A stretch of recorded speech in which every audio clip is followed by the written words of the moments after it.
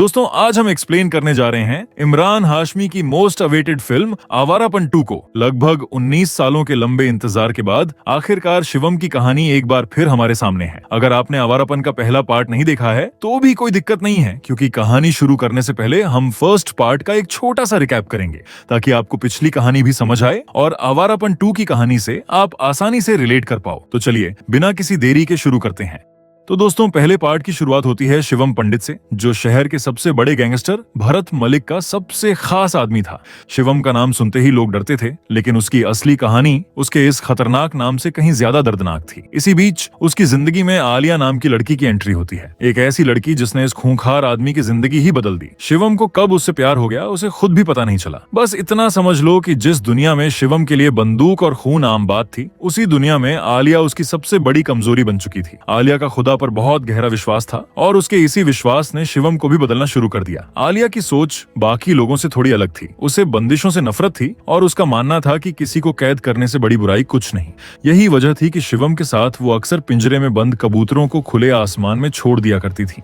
लेकिन उनकी ये छोटी सी खुशी ज्यादा दिन नहीं टिक पाई। एक दिन आलिया के पिता को उनके इस रिश्ते का पता चल जाता है। वो शिवम को अच्छे तरीके से जानते थे और उसके क्रिमिनल बैकग्राउंड से भी वाकिफ थे, इसलिए उन्हें जरा भी भरोसा नहीं था कि शिवम सच में ये गंदा दलदल छोड़ पाएगा। शिवम ने उन्हें पूरा यकीन दिलाने की कोशिश की कि अगर आलिया उसके साथ रहेगी तो वो अपराध की दुनिया हमेशा के लिए छोड़ देगा। यहाँ तक कि उसने अपनी गन भी निकाल कर दे दी। लेकिन आलिया के पिता नहीं माने और उन्होंने शिवम को मारने के लिए उसी गन से गोली चला दी। शिवम तो वक्त रहते सामने से हट गया, लेकिन गोली सीधा आलिया को जा लगी और आलिया की वही दर्दनाक मौत हो गई। अपनी बेटी को इस तरह खोने के गम में आलिया के पिता ने भी खुद को खत्म कर लिया। लेकिन शिवम इन सब का जिम्मेदार खुद को मानने लगा और इस हादसे के बाद शिवम अंदर से पूरी तरह टूट गया। आलिया को खोने के बाद शिवम की जिंदगी वैसे ही खाली हो चुकी थी, लेकिन तभी उसका बॉस उसे एक नया काम थमा देता है।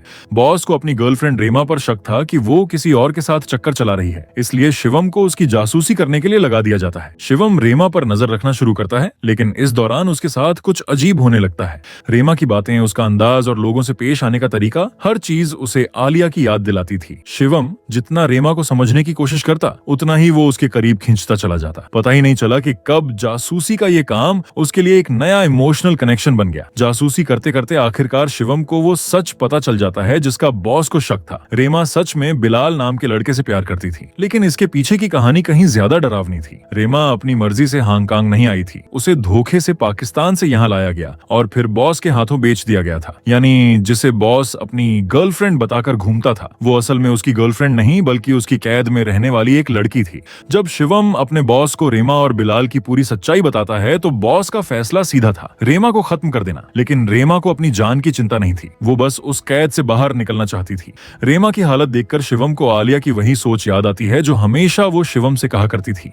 यहीं शिवम एक ऐसा फैसला लेता है जो उसकी पूरी जिंदगी बदल देता है। वो अपने ही बॉस के खिलाफ खड़ा हो जाता है। रेमा को वहां से निकालने के लिए शिवम अकेला गैंग के सामने भिड़ जाता है। चारों तरफ गोलियां चलती हैं और शिवम किसी तरह रेमा को वहां से निकालकर सुरक्षित पाकिस्तान पहुंचा देता है। लेकिन इस दौरान उसके शरीर में इतनी गोलियां लगती हैं कि उसकी हालत बेहद खराब हो जाती है और फर्स्ट पार्ट यहीं एक बड़े सवाल के साथ खत्म होता है। क्या इतनी गोलियां लगने के बाद शिवम बच पाया या उसकी कहानी सच में यहीं खत्म हो गई? लेकिन दोस्तों पिक्चर अभी बाकी थी और अब यहाँ से शुरू होती है आवारापन 2 की असली कहानी। तो दोस्तों दूसरा पार्ट वहीं से शुरू होता है जहाँ पहली फिल्म हमें शिवम की मौत के सवाल पर छोड़कर गई थी, लेकिन किस्मत ने उसे एक और मौका दिया। शरीर में कई गोलियां लगने के बावजूद शिवम बच गया और रेमा को आजाद कराने के बाद अंडरवर्ल्ड से हमेशा के लिए दूर हो गया।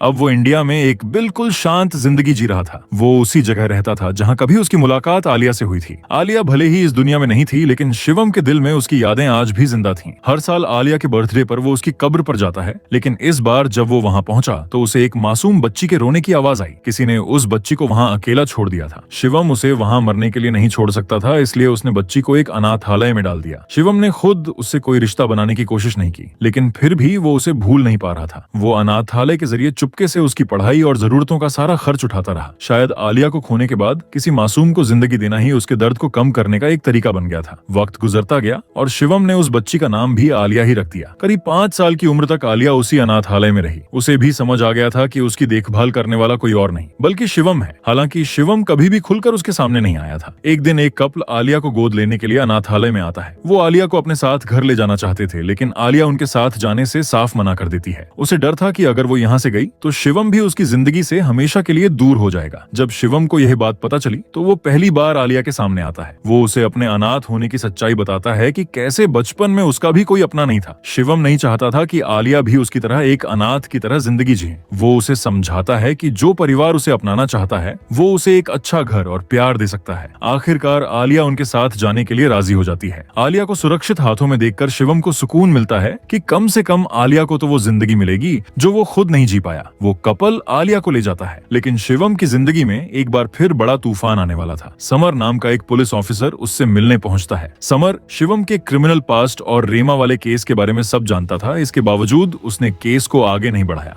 आज समर एक खास मकसद के साथ शिवम के पास आया था। बैंकॉक में एक खतरनाक गैंग का नेटवर्क चल रहा था जिसे खत्म करना पुलिस के बस से बाहर हो चुका था। समर चाहता था कि शिवम उस गैंग के अंदर जाकर उन्हें तबाह करे, लेकिन शिवम साफ मना कर देता है। वो अपनी पुरानी वाली दुनिया में वापस लौटना नहीं चाहता था। तभी समर एक ऐसी खबर देता है जिससे शिवम के पैरों तले जमीन खिसक जाती है। समर बताता है कि जिस कपल ने आलिया को गोद लिया था उनका मर्डर हो चुका है। शिवम यह सुनकर तुरंत सच जानने के लिए निकल पड़ता है, लेकिन असली शौक तो उसे तब लगता है जब समर बताता है कि वो कपल आलिया को कोई घर नहीं ले जा रहा था, बल्कि उनका असली मकसद आलिया को बैंकॉक ले जाकर बेचना था, बिल्कुल वैसे ही जैसे कभी रेमा के साथ हुआ था। समर खुलासा करता है कि आलिया अकेली नहीं है। कई लड़कियों को इसी तरह बातों के झाल में फंसाकर बैंकॉक स्मगल किया जा रहा है और इस पूरे सिंडिकेट को अमृत सिंह नाम का एक गैंगस्टर चला रहा है। अमृत सिंह पहले सिर्फ ड्रग्स की तस्करी करता था, लेकिन अब उसने लड़कियों का धंधा भी स्टार्ट कर दिया था। बैंकॉक में अमृत की पावर रातों रात नहीं बढ़ी थी। कभी वहां नफीसा नाम की लेडी डॉन का राज हुआ करता था, लेकिन नफीसा के एक आदमी से ड्रग्स का एक पैकेट गलती से छूट गया जिसे अमृत ने हासिल कर लिया। उसी माल के दम पर अमृत ने अपना धंधा खड़ा किया और धीरे धीरे बड़े लेवल पर ड्रग्स तैयार करवाने लगा। देखते ही देखते वो अंडरवर्ल्ड में नफीसा के बराबर का डॉन बन गया और दोनों एक दूसरे के सबसे बड़े दुश्मन बन गए। अमृत लय परिवार की बात करें तो उसके 3 बच्चे हैं, सिकंदर, ज़ारा और जोरावर। उसकी पत्नी की पहले ही मौत हो चुकी है। बड़ा बेटा सिकंदर ऑटिज्म से जूझ रहा था, जिसकी देखभाल उसकी बहन ज़ारा करती है। वहीं सबसे छोटा बेटा जोरावर अपने बाप के नक्शेकदम पर चलकर क्राइम की दुनिया में अपनी पहचान बनाना चाहता है। अमृत के गैंग में 3 खास लोग हैं। जेडी जो सिक्योरिटी का जिम्मा संभालता है, चंगेज जो ड्रग कारोबार देखता है और महमूद जिसके पास पूरे पैसों का हिसाब रहता है। समर शिवम को समझाता है कि आलिया तक पहुंचने का सिर्फ एक ही रास्ता है। शिवम को अमृत के गैंग में शामिल होकर अंदर से उनका पूरा नेटवर्क का पता करना होगा और उसे खत्म करना होगा। यानी जिस अपराध की दुनिया से शिवम सालों पहले बाहर आ चुका था, अब उसे आलिया की खातिर दोबारा उसी दुनिया में वापस जाना होगा। अब यहाँ से सीन शिफ्ट होता है अमृत पर, जिसके घर में एक अलग ही कहानी चल रही होती है। जोरावर ने चोरी छिपे लड़कियों की तस्करी का नया धंधा चालू कर दिया था। जब अमृत को यह पता चला तो वो जोरावर को जोरदार फटकार लगाता है और उसे थप्पड़ तक मार देता है। अमृत का साफ उसूल था कि अगर इंडिया या पाकिस्तान से लड़कियां लाई गईं तो पुलिस और इंटरपोल उनके पीछे पड़ जाएगी, लेकिन जोरावर को अपने बाप की बात की कोई परवाह नहीं थी। उसे बस और ज्यादा ताकतवर बनना था। बहस के बाद वो ऊपर से तो शांत हो जाता है, लेकिन अंदर ही अंदर एक बड़ा फैसला कर लेता है। जैसे ही अमृत वहां से जाने लगता है, जोरावर उसे पीछे से सीढ़ियों से धक्का दे देता है। अमृत की मौके पर ही मौत हो जाती है। जोरावर इस पूरी घटना को एक्सीडेंट साबित करने के लिए बॉडी को ऐसे छोड़ देता है जैसे पैर फिसलने से मौत हुई हो। इसी कारण अब बाप के मरने के बाद जोरावर सारा कारोबार अपने कब्जे में कर लेता है। उधर शिवम समर के साथ बैंकॉक पहुंच जाता है। वहां समर का आदमी चांग शिवम को एक टैक्सी और फेक ड्राइविंग लाइसेंस देता है। चांग उसे सख्त वार्निंग देता है कि पुलिस से हर हाल में बचकर रहना होगा। अगर वो पकड़ा गया तो चांग का नाम सामने नहीं आना चाहिए और वो शिवम को पहचानने से भी इनकार कर देगा। लेकिन शिवम फुल कॉन्फिडेंस के साथ भरोसा दिलाता है कि वो किसी मुसीबत में नहीं फंसेगा और बैंकॉक के सारे रूल्स अच्छे से जानता है। दूसरी तरफ अमृत की शोक सभा चल रही होती है, जहां पूरा परिवार मौजूद था। तभी अचानक गोलियों की आवाज गूंजने लगती है। टारगेट पर जोरावर, झारा और सिकंदर थे। तीनों किसी तरह वहां से जान बचाकर भागते हैं और एक टैक्सी में जा बैठते हैं, लेकिन उन्हें क्या पता था कि ये टैक्सी कोई और नहीं बल्कि शिवम चला रहा है। जोरावर उसे गाड़ी तेज भगाने को कहता है। पीछे से हमलावर लगातार फायरिंग कर रहे थे। जोरावर बुरी तरह डरा हुआ था कि ये नफीसा के लोग हैं। तब शिवम एक अजीब सा तरीका निकालता है। वो कार का म्यूजिक इतना तेज कर देता है कि गोलियों की आवाज तक सुनाई ना दे। फिर वो बड़ी चालाकी से हमलावरों को चकमा देकर तीनों को सुरक्षित सेफ हाउस पहुंचा देता है। वहां जेडी, चंगेज और महमूद पहले से मौजूद थे। गाड़ी से उतरते ही जोरावर की नजर अपने सिक्योरिटी इंचार्ज पर पड़ती है और गुस्से में वो उसे वहीं गोली मार देता है। उसका कहना था कि ऐसे सिक्योरिटी इंचार्ज की क्या जरूरत जिनके रहते बॉस पर हमला हो जाए। ये सब देखकर शिवम भी हैरान था। तभी चंगेज शिवम का मजाक उड़ाते हुए कहता है कि ये सब देखकर तो उसकी हालत खराब हो गई होगी। ये सुनते ही शिवम का पारा हाई हो जाता है और दोनों में हाथापाई स्टार्ट हो जाती है। शिवम एक बोतल तोड़कर चंगेज पर हमला करने ही वाला होता है कि जोरावर बीच में आकर उन्हें रोक देता है। जोरावर डिसाइड करता है कि फैसला अभी हो जाए। वो एक पिस्तौल के सारे पुर्जे अलग करके टेबल पर रख देता है और शर्त रखता है कि जो इसे पहले जोड़कर तैयार करेगा वो सामने वाले पर गोली चला देगा। शिवम बिना घबराए कुछ ही सेकंड्स में पिस्तौल जोड़कर चंगेज पर तान देता है, लेकिन गोली चलाने की बजाय वो उसे सिर्फ वार्निंग देता है कि उसके साथ इज्जत से पेश आए, क्योंकि जो जान बचा सकता है तो वो जान ले भी सकता है। शिवम का ये अंदाज जोरावर को काफी पसंद आता है। उसे लगता है कि इस आदमी में वो हिम्मत है जिसकी गैंग को जरूरत है। लेकिन वो जेडी और महमूद को शिवम की पूरी हिस्ट्री निकालने का ऑर्डर देता है। जब जोरावर को पता चलता है कि शिवम पहले एक बड़े गैंगस्टर के लिए काम कर चुका है तो वो बहुत इम्प्रेस हो जाता है। जोरावर उसे पहला मिशन देता है कि नफीसा के उस खास आदमी ओंकार को जिंदा पकड़कर लाना है जिसने उस पर हमला किया था। शिवम सीधा नफीसा के इलाके में घुस जाता है, लेकिन वहाँ हालात उल्टे पड़ जाते हैं। नफीसा के लोग उसे पकड़कर बेरहमी से पीटना शुरू कर देते हैं। कुछ ही देर में खुद नफीसा वहाँ आती है और बिना कुछ ज्यादा किए ऑर्डर देती है कि इसे जमीन में जिंदा दफना दो और नमक डाल दो। वो लोग शिवम को दफनाने की तैयारी कर ही रहे होते हैं कि तभी मौका मिलते ही शिवम खुद को आजाद कर लेता है। वो अकेले ही पूरी फौज से भिड़ जाता है और एक एक करके सबको काबू में कर लेता है। आखिरकार वो ओंकार तक पहुंचता है और उसे खत्म करके उसका सिर सीधा जोरावर के सामने ले जाकर रख देता है। ये कारनामा देखकर जोरावर पूरी तरह शॉक्ड रह जाता है। उसे यकीन हो जाता है कि शिवम उसके बेहद काम का आदमी है। वो शिवम को अपने भरोसेमंद लोगों में शामिल कर लेता है और जरा और सिकंदर की सिक्योरिटी का जिम्मा भी उसे दे देता है। साथ ही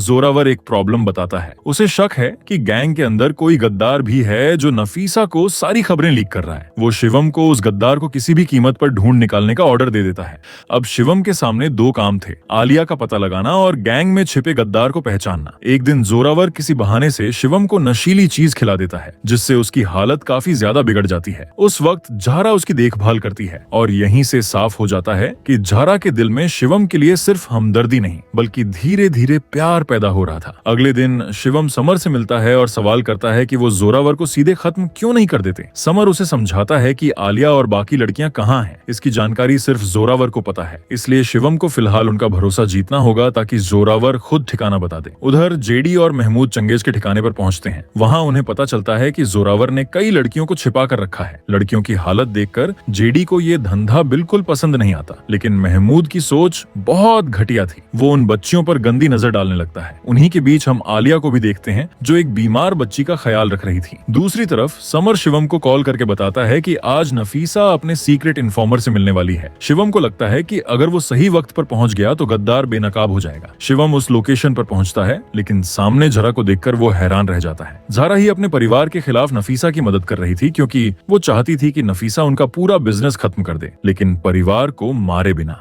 जब ज़ारा नफीसा से पूछती है कि उस दिन हमला किसने करवाया था तो नफीसा साफ कह देती है कि वो उसका काम नहीं था, असली दोषी वो है जिसे इस हमले से सबसे ज्यादा फायदा हुआ। ज़ारा समझ जाती है कि इसमें शिवम का हाथ था ताकि वो गैंग में एंट्री ले सके। तभी नफीसा ज़ारा को बताती है कि शिवम असल में इंटरपोल के लिए काम करता है। ये सुनकर ज़ारा हैरान हो जाती है और तभी शिवम भी सामने आ जाता है। दोनों एक दूसरे पर बंदूक तान देते हैं, लेकिन फिर अपनी सच्चाई बताने लगते हैं। शिवम बताता है कि वो आलिया को बचाने इस गैंग में आया है। वहीं ज़ारा कहती है कि वो अपने परिवार को इस अपराध की दुनिया से बाहर निकालना चाहती है। ज़ारा बताती है कि अमृत चाहता था कि बच्चे उसके रास्ते पर चलें, लेकिन सिर्फ जोरावर को ये जिंदगी पसंद थी। जब उसकी माँ उन्हें लेकर दूर जाना चाहती थी तो जोरावर ने अमृत को बता दिया और अमृत ने अपनी ही पत्नी को मार डाला। इसी वजह से ज़ारा नफीसा का साथ दे रही है। शिवम ज़ारा को भरोसा दिलाता है कि वो उसे और सिकंदर को बचा लेगा और नफीसा का साथ देने की कोई जरूरत नहीं है। इसके बाद शिवम अपना अगला जाल बिछाता है। वो कुछ नकली सबूत बना के जोरावर के दिमाग में ये बात बैठा देता है कि महमूद नफीसा के साथ मिला हुआ है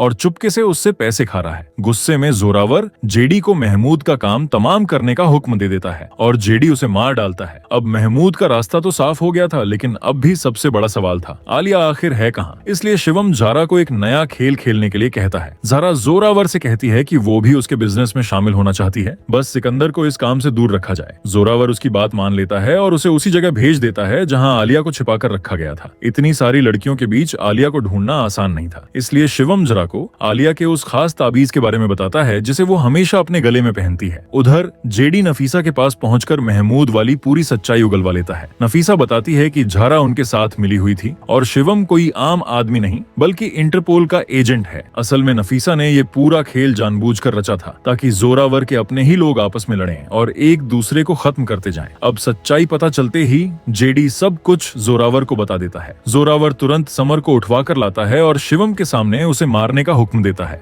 लेकिन शिवम साफ इनकार कर देता है। इसके बाद जोरावर के गुंडे समर को वहीं मार डालते हैं और शिवम की भी बेरहमी से पिटाई करके उसे बेहोश कर देते हैं। फिर दोनों को वहीं छोड़कर निकल जाते हैं। होश आने पर शिवम खुद को समर की लाश के पास पाता है, लेकिन तब तक बहुत देर हो चुकी थी। समर के कत्ल का पूरा इल्जाम शिवम के सिर आ चुका था और पुलिस उसे गिरफ्तार कर लेती है। वहीं दूसरी तरफ जोरावर को झारा की सच्चाई पता चल चुकी थी। वो झारा को धमकी देता है कि अगर उसने शिवम को नहीं मारा तो वो सिकंदर को खत्म कर देगा। झारा को अपनी जान की परवाह नहीं थी, लेकिन सिकंदर की जान बचाने के लिए वो मजबूर हो जाती है। वो जोरावर को बताती है कि शिवम सिर्फ आलिया को बचाने आया था। अगर उसे यकीन दिला दिया जाए कि आलिया मर चुकी है तो वो अंदर से टूट जाएगा और उसे आसानी से मारा जा सकता है। जोरावर को प्लान पसंद आता है और वो झारा को लेकर पुलिस स्टेशन पहुंचता है, जहां शिवम को टॉर्चर किया जा रहा था। झारा शिवम को ताबीज दिखाकर यकीन दिलाती है कि आलिया इस दुनिया में नहीं रही। ये सुनते ही शिवम टूट जाता है, लेकिन अचानक वो जोरावर पर हमला कर देता है। जोरावर किसी तरह खुद को बचाता है। इसके बाद शिवम पुलिस के सामने अपनी पूरी सच्चाई खोल देता है और चांग के बारे में भी बता देता है। पुलिस तुरंत चांग को बुलाती है, लेकिन चांग सबके सामने शिवम को पहचानने से साफ इनकार कर देता है। वो खुद को सिर्फ एक एम्बुलेंस ड्राइवर बताता है। असल में चांग शिवम को बचाने का रास्ता निकाल रहा था। वो इशारों में शिवम को समझाता है कि खुद को चोट पहुंचा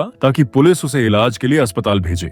शिवम बात समझ जाता है और खुद को घायल कर लेता है। इसके बाद उसे उसी एम्बुलेंस में ले जाया जाता है जिसे चांग चला रहा था। चांग मौका देखकर शिवम को पुलिस की नजरों से दूर निकाल लेता है और दोनों वहां से भागने लगते हैं, लेकिन पुलिस को भनक लग जाती है और पीछे से ताबड़तोड़ फायरिंग शुरू हो जाती है। शिवम तो बच निकलता है, लेकिन चांग को कई गोलियां लग जाती हैं और उसकी वहीं मौत हो जाती है। उधर जोरावर झारा और सिकंदर को लेकर लड़कियों की डील करने जा रहा होता है। तभी उनके सामने नफीसा आ जाती है, लेकिन वो लड़ने नहीं आई थी। नफीसा शिवम को बंदी बनाकर लाई थी और जोरावर के सामने रख देती है। नफीसा बताती है कि शिवम जोरावर को खत्म करने के लिए मदद मांगने आया था, लेकिन उसने शिवम को पकड़ लिया क्योंकि वो इंटरपोल को खत्म करना चाहती है। जोरावर शिवम की जमकर पिटाई करता है और जेडी को उसे गोली मारने का बोल के अपनी डील के लिए निकल जाता है, लेकिन जेडी शिवम को गोली मारने के बजाय उसके सामने पूरी बाजी पलट देता है। वो बताता है कि उसे पहले से पता था कि नफीसा ने शिवम को जानबूझकर उसके पास भेजा था। जेडी ने शिवम का साथ इसलिए दिया क्योंकि वो खुद भी जोरावर के इस लड़कियों वाले गंदे धंधे के सख्त खिलाफ था। इतना ही नहीं, उसे अमृत की मौत का सच भी मालूम था। अमृत को जोरावर ने मारा था और उस वक्त सिकंदर ने सब अपनी आंखों से देखा था। यही वजह है